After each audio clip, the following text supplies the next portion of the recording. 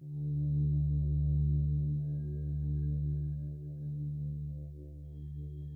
evening, this is Chris Evans, a member of the Bendigo and District Astronomical Society, reporting to you on the year's activities for the Radio Astronomy section of the club. We've had a successful year and extremely comprehensive results have taken place. I'll just go over the year's activities for a few minutes. At the beginning of the year, we were sitting around, a few club members and I were sitting around McDonald's after a meeting, and we were discussing the direction of the Bendigo District Astronomical Society. We came quickly to the conclusion that really, apart from staring at dark sky sites, we had nothing much to offer for the club. And the club was going at a standstill, not very quickly to nowhere. So we decided that a new direction was required, and very quickly we came to the conclusion that radio astronomy was the direction. And we were all very enthusiastic about this new decision. And very quickly, Graham, who was president at that time, Graham and Belinda and Peter Mead and Peter Sutherland and Tony Morris were there, and I. And we decided that radio astronomy was the way to go. So within a few weeks at a meeting, Graham was appointed radio astronomy coordinator, and he very quickly ordered from NASA via the Bragg consortium in Hawaii, the Radio Jove receiver. Now, we spent most of the winter at my place enjoying good social nights, soldering and building the Jove receiver. It was quite a tidy little job. It wasn't that difficult, but it required a lot of careful work and consideration to detail, but we finally got it done, and it was tuned in at 20.1 megahertz, the radiating frequency of Jupiter, and it was also useful for solar flares, which I'll talk about in a minute. Now, once we got it up, we had to have an antenna. So the antenna was tuned to 20.1 megahertz as well. And I said to Graham, look, we have a few sites in mind.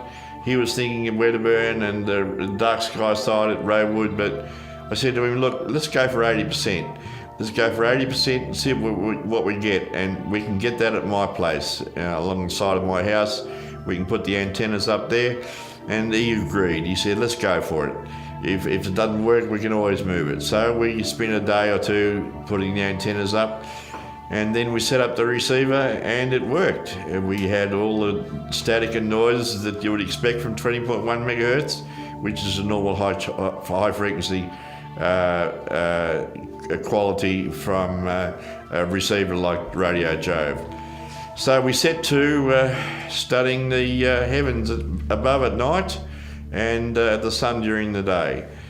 And very shortly we had great success, and behind me you'll see the solar activity of recent times, where the sun has a burst of electromagnetic flaring and radiation, and how it rises and falls. The sun has an 11-year cycle, as you probably know, on solar activity.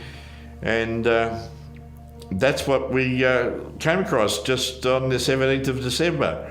I was in the radio room, and I heard this noise in the speaker, and I thought, that's very strange, and it got louder and louder and louder, and the graph, as you see behind me tonight, graph got suddenly very active, and on the left-hand side, extreme left-hand side of the graph, you'll see degrees Kelvin, and on the lowest part of the graph is the galactic background radiation.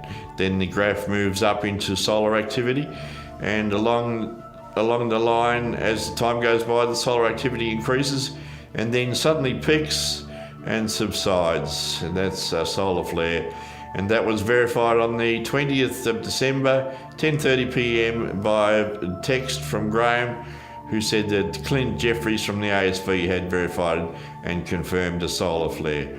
So we've had wonderful success this year, this 2013, and we hope to soon get some night work done on Jupiter, and we're looking forward to finding some S bursts and L bursts on Jupiter, but we'll have to wait and see how we go next year. So I'm wishing everybody at the BDAS in Bendigo all the best for 2014, and congratulations to everybody who participated in the Radio Jove project.